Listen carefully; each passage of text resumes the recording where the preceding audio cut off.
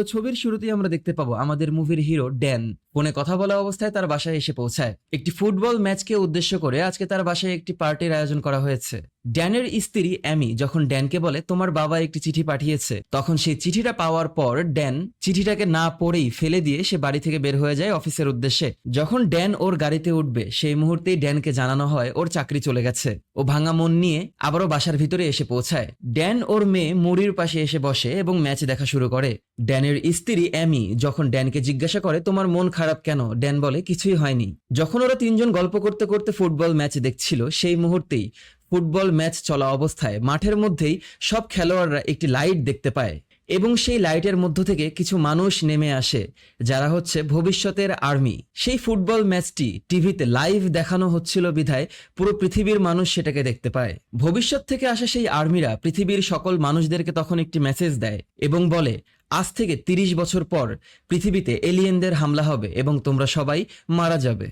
আমরা এসেছি তোমাদের সাহায্য নেওয়ার জন্য এবং তোমরা আমাদেরকে অবশ্যই সাহায্য করবে, আর তা না হলে পৃথিবীতে মানুষদের ভবিষ্যৎ বলে কিছুই বেঁচে থাকবে না। ওরা সবাই টিভিতে এইটা দেখার পর অবাক দৃষ্টিতে তাকিয়ে থাকে। পুরো পৃথিবীর মানুষরা তখন গিয়ে সিদ্ধান্ত নেয় তারা মানব জাতির ভবিষ্যৎকে রক্ষা করার জন্য আর্মিদেরকে ভবিষ্যতে পাঠাবে। পৃথিবীর সকল কান্ট্রি থেকে আর্মিদেরকে প্রতি সপ্তাহেই ভবিষ্যতে পাঠানো শুরু হয় এবং প্রতিবার লক্ষ লক্ষ মানুষ সেখানে গিয়ে মৃত্যুবরণ করে। এভাবেই পৃথিবীর জনসংখ্যা অর্ধেকেরও কম হয়ে যায়। প্রতি সপ্তাহে আহত হয়ে ফিরে আসা শুরু করে অসংখ্য সৈনিক। পৃথিবী তার ব্যালেন্স হারিয়ে ফেলে। আমাদের নায়ক ড্যান ততদিনে একটি কলেজে শিক্ষকতার চাকরি নেয়, কিন্তু কোনো স্টুডেন্টদেরই পড়ালেখার প্রতি কোনো মনোযোগ ছিল না, কারণ স্টুডেন্টদের সকলের ধারণা আজ থেকে 30 বছর পর পৃথিবীতে মানুষরা আর বেঁচে থাকবে না। তাহলে কেন এই পড়ালেখা আর কেন এত কষ্ট করা? সেইখানে থাকা একজন স্টুডেন্ট আছে যে সবসময় ভলক্যানো নিয়ে আলোচনা করতে পছন্দ করে। ছাত্রছাত্রীদের সাথে ক্লাসে কথা বলা অবস্থায় ড্যানের ফোনে একটি অ্যালার্ট নোটিফিকেশন আসে যে ওকে যুদ্ধে যাওয়ার জন্য সিলেক্ট করা হয়েছে। ও ওর পেপারস নিয়ে মিলিটারি বেসে এসে পৌঁছায়। সেই মিলিটারি বেসে একটি মেশিন রাখা আছে, যে মেশিনের মধ্যে হাত ঢোকানোর পর ওই মানুষের ভবিষ্যতে কি হবে সেইটা জানা যায়। তখন গিয়ে মিলিটারিরা জানতে পারে ড্যান আজ থেকে 7 বছর পর মারা যাবে এবং ওকে সিলেক্ট করা হয় ভবিষ্যতে পাঠানোর জন্য। ওর হাতে একটি ডিজিটাল ডিভাইস পরিয়ে দেওয়া হয়, যে ডিভাইসের মাধ্যমে ওকে ভবিষ্যতে পাঠানো সহজ হবে এবং ওকে বলা হয় ও ডিভাইসটিকে যদি হাত থেকে খোলার চেষ্টা করে তাহলে ওকে মিলিটারিরা খুঁজে বের করে নেবে এবং ওকে শাস্তিস্বরূপ জেলে পাঠানো হবে। ও এর আগেও মিলিটারির হয়ে কাজ করেছে, তাই ওইখানে থাকা অন্যান্য মিলিটারিরা ওকে ধন্যবাদ জানায়। ড্যানের স্ত্রী অ্যামি একজন ডাক্তার। অ্যামি সেই যুদ্ধ থেকে ফিরে আসা মানুষদেরকে মানসিক সাপোর্ট দিয়ে থাকে, কারণ ওই যুদ্ধ থেকে ফিরে আসা মানুষরা একটি রাতও শান্তির ঘুম ঘুমাতে পারে না। অ্যামি যখন তার হাসপাতালে বসে ফিরে আসা সেই যুদ্ধাহত যোদ্ধাদের সাথে কথা বলছিল সেই মুহূর্তেই সেইখানে নায়ক এসে পৌঁছায়। অ্যামি ড্যানকে অনেক বোঝানোর চেষ্টা করে যে আমি তোমাকে যেতে দেব না। অ্যামি ড্যানকে বলে যারাই সেই ফিউচারের যুদ্ধ থেকে বেঁচে ফিরে এসেছে তারা সবাই তাদের মানসিক ভারসাম্য হারিয়ে ফেলেছে। ড্যান বলে আমার হাতে কোনো রাস্তা নেই, আমাকে যেতেই হবে। তখন গিয়ে অ্যামি বলে তুমি একবারের জন্য তোমার বাবার কাছে গিয়ে তার কাছে সাহায্য চাও। ড্যানের বাবা একজন মিলিটারি পার্সন ছিলেন। বর্তমানে তিনি বড় বড় ডিভাইস হ্যাক করতে পারেন এবং যে কোনো ধরনের ইলেকট্রনিক ডিভাইসের প্রোগ্রামিং চেঞ্জ করতে পারেন। উনি বর্তমানে ইলিগাল কাজ করেন এবং সরকার তাকে খুঁজে বেড়াচ্ছে। ড্যান ওর বাবাকে একেবারেই পছন্দ করে না, কারণ ড্যানের বাবা ড্যানকে ছোটবেলায় রেখে চলে গিয়েছে। কথাবার্তার এক পর্যায়ে গিয়ে ড্যান ওর বাবার সাথে তর্ক করে বসে এবং দুইজনের রাগারাগি হয় আর ড্যান সেইখান থেকে চলে যায়। ড্যান বাসায় ফিরে আসার পর অ্যামিকে বোঝানোর চেষ্টা করে যে এটাই একমাত্র রাস্তা, আমাদের হাতে আর কোনো রাস্তা নেই, আমার বাবা আমাকে সাহায্য করবে না। ড্যান তখনই ছুটে যায় ওর মেয়েকে এই কথাটি বলার জন্য। ড্যান যখন ওর মেয়ে মৌরিকে বলে আমাকে 1 সপ্তাহের জন্য কোথাও যেতে হবে, তখন মৌরি বুঝতে পারে যে ওর বাবা যুদ্ধে যাচ্ছে এবং ওর মনটা ভেঙে যায়। ও কান্না শুরু করে। পরের দিন সকালবেলা অ্যামি ওর মেয়েকে নিয়ে ড্যানকে বিদায় জানায়। ড্যান তখন এসে সেই মিলিটারি বেস ক্যাম্পে এসে পৌঁছায়। বিভিন্ন দেশ থেকে আসা বিভিন্ন মানুষ সেইখানে ছিল। তাদের সবাইকে একটা শর্ট ট্রেনিং দেওয়া হয় 2 দিনের। ভবিষ্যতে যাওয়ার পর তাদেরকে বাঁচার জন্য কি কি করতে হবে সেগুলো সব তাদেরকে জানানো হয়। তাদের সবাইকে বলা হয় ঠিক 30 বছর পর আজকের এই দিনেই তাদেরকে পাঠানো হবে। সেইখানে ড্যানের পরিচয় হয় চার্লির সাথে এবং ওরা দুইজন খুব ভালো বন্ধু হয়ে যায়। ওদেরকে আরো জানানো হয় যদি ওরা ফিউচারে যাওয়ার পর 1 সপ্তাহ বেঁচে থাকতে পারে তাহলে ওরা আবার এই বর্তমানে ফিরে আসবে। মিটিং শেষে রাতের বেলা যখন ওরা ঘুমানোর প্রস্তুতি নিচ্ছিল সেই মুহূর্তেই একটি ওয়ার্নিং সাউন্ড চলে আসে। ওদের সবাইকে বলা হয় তোমাদেরকে এখনই ফিউচারে পাঠানো হবে, কারণ ফিউচারে বেঁচে থাকা আমাদের সর্বশেষ 2টি বেসের মধ্যে একটি বেসে হামলা হয়েছে। সেই বেসটাকে যদি বাঁচানো সম্ভব না হয় তাহলে আমরা আর কাউকেই ভবিষ্যতে পাঠাতে পারবো না। ওরা সবাই গিয়ে একটি মাঠের মধ্যে পৌঁছায় এবং তখনই সেইখানে কিছু লাইট জ্বলে ওঠে এবং ওদেরকে ফিউচারে পাঠানোর জন্য সেইখানে একটি জাম্প লিংক তৈরি করা হয়। একে একে সবাই সিরিয়াল অনুযায়ী ওরা শুরু করে এবং সেই জাম্প লিঙ্কের ভিতরে ঢোকা শুরু করে। ওরা সেই জাম্প লিঙ্কে ঢোকার পরেই সিস্টেমে একটি সমস্যা দেখা দেয় এবং ওরা গিয়ে আকাশের মধ্যে পৌঁছায়। শত শত মানুষ বৃষ্টির ফোঁটার মতো সেইখানে আকাশ থেকে মাটিতে পড়া শুরু করে। নিচে পড়তে গিয়ে অসংখ্য মানুষ সেইখানে মারা যায়। ভাগ্যক্রমে আমাদের নায়ক তার বন্ধু চার্লির সাথে কিছু মানুষদেরকে নিয়ে সেইখানকার একটি বিল্ডিং এর উপরে থাকা পুলের মধ্যে পানিতে গিয়ে পৌঁছায় এবং পুলের পানিতে পড়ার জন্য ওরা সেইখানে বেঁচে যায়। ওরা বিল্ডিং এর সাইডে গিয়ে দেখতে পায় পুরো শহরটি ধ্বংস হয়ে আছে। ওরা দূরবীক্ষণ যন্ত্রের মাধ্যমে সেইখানে দেখতে পায় এলিয়েনরা কিছু মানুষদেরকে মেরে ফেলছে। তখনই ওদের সাথে কন্ট্যাক্ট করে ফিউচারে থাকা আর্মিদের জেনারেল ওদেরকে নির্দেশ দেয় সেই ধ্বংস হয়ে যাওয়া শহরের মধ্যেই একটি বিল্ডিং এ কিছু রিসার্চ করা স্যাম্পল আছে যেগুলোকে তাদেরকে নিয়ে আসতে হবে এবং এই আদেশ দেওয়া হয় নায়ককে এবং নায়ক সবাইকে বলে ওকে ফলো করার জন্য। ওরা সবাই সেই বিল্ডিং থেকে নেমে আসে এবং সেই রিসার্চ ল্যাবের উদ্দেশ্যে রওনা করে। নায়ক খুব দক্ষতার সাথে সবাইকে লিড করে সেই বিল্ডিং পর্যন্ত এসে পৌঁছায়। দুইজনকে সেখানে রাস্তায় দাঁড়িয়ে থাকতে বলে এবং বলা হয় যদি এলিয়েন তাদেরকে হামলা করে তাহলে যেন তারা আওয়াজ দেয় এবং ওরা সেই রিসার্চ ল্যাবের ভিতরে ঢুকে আসে। সেই রিসার্চ ল্যাবের লিফটের মধ্যে একটি এলিয়েন মৃত অবস্থায় পড়েছিল। ওই মুহূর্তে গিয়ে তারা দেখতে পায় সেই রিসার্চ ল্যাবের গবেষণাকারীরা মৃত অবস্থায় ঝুলে আছে। তখনই ওদেরকে বলা হয় যেহেতু মৃতদেহ এখনো এইখানে পড়ে আছে তার মানে এই মৃতদেহগুলোকে খাওয়ার জন্য এলিয়েনরা অবশ্যই এইখানে আসবে। তার মানে ওদের হাতে সময় অনেক কম ছিল। ওরা সবাই সেই ল্যাবের ভিতরে সার্চ করা শুরু করে। অন্যদিকে রাস্তায় থাকা দুই সৈনিক এলিয়েনদেরকে দেখতে পায়। এলিয়েনরা আস্তে আস্তে তাদের দিকে এগিয়ে আসছিল। ওই সার্চ টিমকে বাঁচানোর জন্য বিমান বাহিনীকে আদেশ করা হয় এই শহরের মধ্যে এসে গোলাবর্ষণ করার জন্য। অনেক খোঁজাখুঁজির পর যেই ব্লু প্রিন্টের জন্য ওরা এই ল্যাবে এসেছে সেইটাকে নায়ক খুঁজে পায়। ওরা সেইটাকে নিয়ে বিল্ডিং থেকে বের হয়ে যাওয়ার জন্য প্রস্তুত হয়। বিল্ডিং এর সামনের রাস্তায় অনেক এলিয়েন দাঁড়িয়ে ছিল, তাই ওদেরকে বিল্ডিং থেকে বের হয়ে যাওয়ার জন্য বিল্ডিং এর পিছনের সিঁড়িটাকে ব্যবহার করতে হয়। বিল্ডিং এর পিছনের সিঁড়ি দিয়ে কিছু দূর নামার পরেই ওরা দেখতে পায় সিঁড়ির উপরে ওদের জন্য এলিয়েনরা ফাঁদ পেতে বসেছিল। এলিয়েনগুলো ওদের লেজের মধ্য থেকে এক ধরনের বিষাক্ত জিনিস ছুঁড়ে মারে যেটা শরীরের ভিতরে গেঁথে গেলে তুমি মারা যাবে। এলিয়েনগুলো সেই বিষাক্ত টারবাইনগুলোকে ছোড়া শুরু করে এবং ওরা এলিয়েন বরাবর গুলি করা শুরু করে। এলিয়েন যখন সিঁড়ি বেয়ে ওদের দিকে নেমে আসে তখন ওরা আস্তে আস্তে নিচের দিকে দৌড়ানো শুরু করে। ওরা ওইখানে হাতে গোনা 2-3টা এলিয়েনকে মারতে সক্ষম হলেও ওদের বেশ কিছু কর্মী সেইখানে মারা যায়। একটা এলিয়েন নায়কের খুব কাছাকাছি চলে আসে। সেই মুহূর্তে আমাদের নায়ক ড্যান খুব দক্ষতার সাথে সেই এলিয়েনটিকে একটি কুড়ালের মাধ্যমে মেরে ফেলে। যখন ওরা ভেগে যাচ্ছিল তখন একটি এলিয়েন আওয়াজ দিয়ে অন্য সকল এলিয়েনদেরকে ডেকে নেয়। ওরা রাস্তায় বের হওয়ার পর নিজেদের যান নিয়ে সেইখান থেকে ভাগা শুরু করে। ওদেরকে বাঁচানোর জন্য গাড়িতে করে কিছু আর্মি চলে আসে, কিন্তু অসংখ্য এলিয়েনরা এসে সে আর্মিদের গাড়িতে অ্যাটাক করে তাদেরকে মেরে ফেলে। কিছু এলিয়েনদেরকে ওরা মারতে সক্ষম হলেও এলিয়েনরা ওদের কিছু সঙ্গীদেরকেও মেরে ফেলে।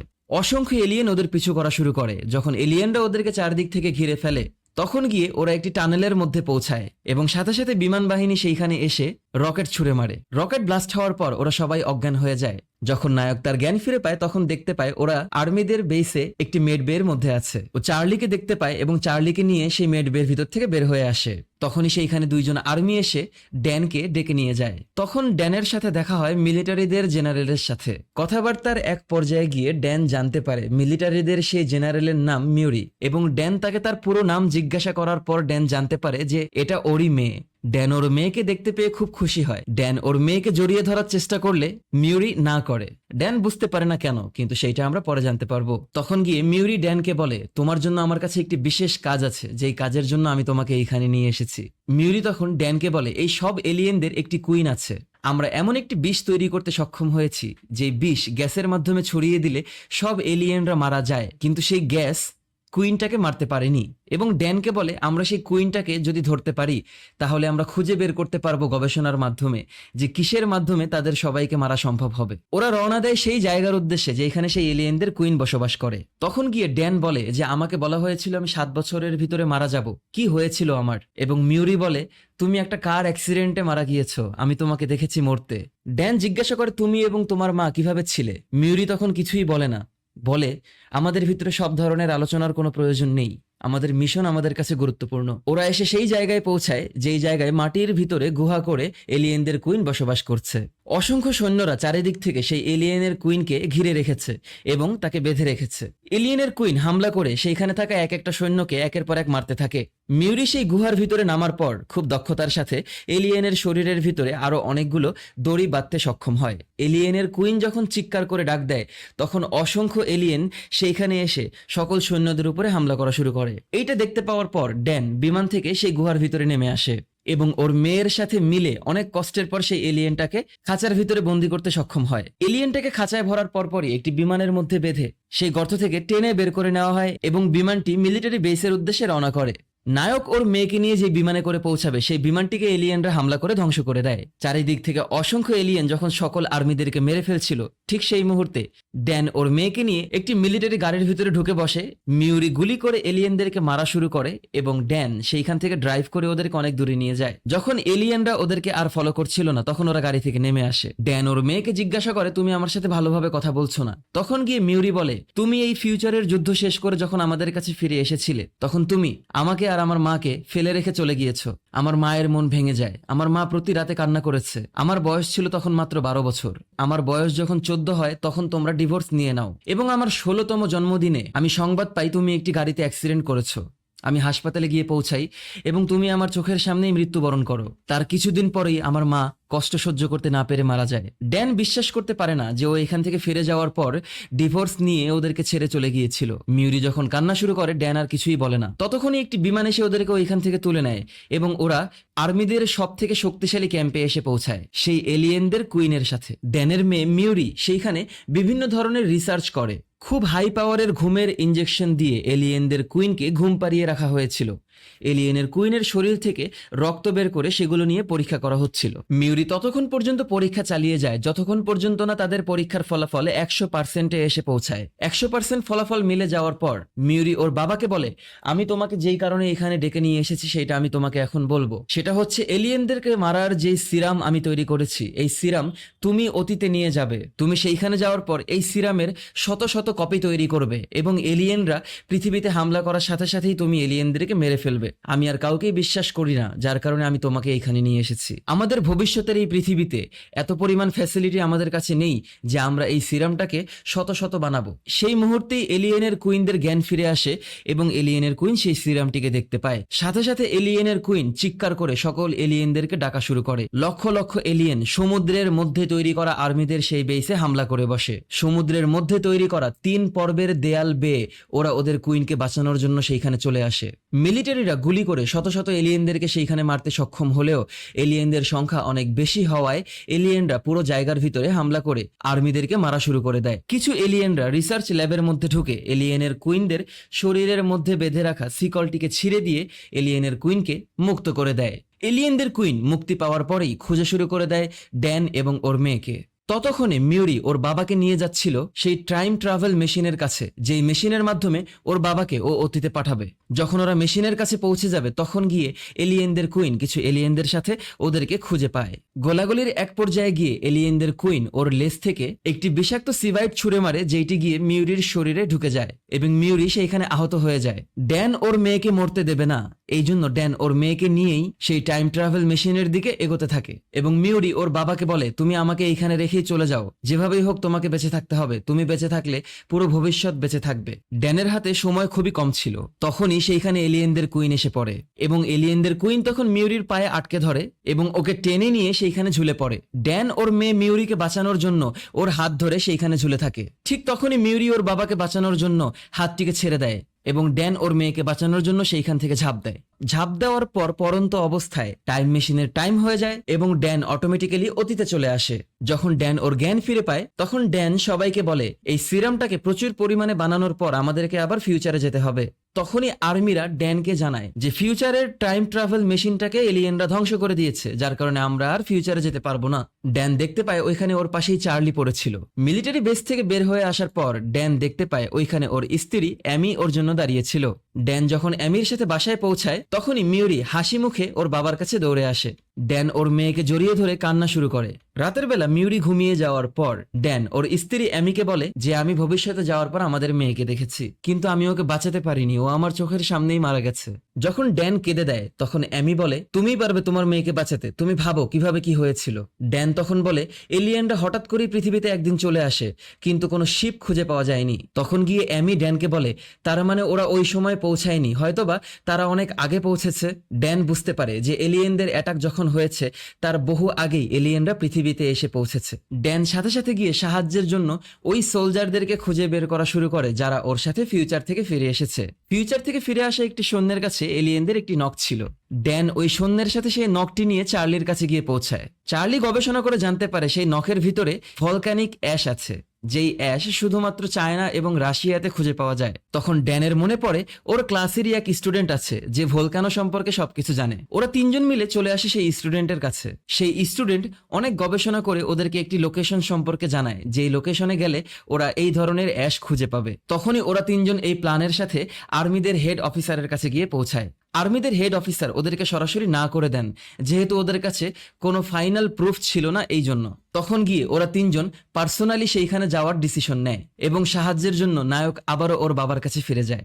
ড্যানের বাবা সবকিছু শোনার পর ওদেরকে সাহায্য করতে রাজি হয়। ওরা অসংখ্য পরিমাণ বোম গোলাবারুদ নিয়ে একটি বিমানে করে সেই ভলকানোর উদ্দেশ্যে রওনা দেয়, যেটা এখনো বরফের নিচে ঢাকা পড়ে আছে। ওরা যখন সেই লোকেশনে এসে পৌঁছায় তখন ওরা আইস কার্টে করে সেই এলিয়েনদের লোকেশন খোঁজা শুরু করে দেয়। ওরা বরফের ভিতরে মাইলের পর মাইল ঘুরতে থাকে। একটি জায়গায় যাওয়ার পর ওদের সবার কম্পাস গুলো কাজ করা বন্ধ করে দেয়। ওদের সবার গাড়িতে থাকা ডিসপ্লে গুলো ওলট পালট কাজ করা শুরু করে। ওরা বুঝতে পারে যে এখানে অবশ্যই কিছু আছে। কিছু দূর হাঁটার পর ওরা বরফের ভিতরে একটি গর্ত খুঁজে পায়। বিশাল সেই গর্তের চারিপাশে ওরা বোম লাগায় এবং বোম ব্লাস্ট করার পর সেইখানে বড় একটি ফাঁকা বের হয়ে আসে। সেই ফাঁকা দিয়ে গুহার ভিতরে ঢোকার পর ওরা সবাই সেইখানে এলিয়েন শিপ খুঁজে পায়। ওরা সবাই বুঝতে পারে যে এই ইউএফও এইখানে বহু বছর আগে এসে পড়েছে। আজ থেকে 30 বছর পর যখন পৃথিবীর বায়ুমণ্ডলের পরিবর্তনের জন্য এই বরফগুলো সব গলে যাবে তখন গিয়ে এলিয়েনগুলো বের হয়ে এসে অ্যাটাক করা শুরু করে। ওরা সবাই সিদ্ধান্ত নেয় সরকারকে জানিয়ে লেট না করে ওরা নিজেরাই এই ইউএফওটাকে ধ্বংস করে দেবে এলিয়েনদের সাথে। ওরা সবাই ইউএফওটার দরজা কেটে সেইটার ভিতরে ঢুকে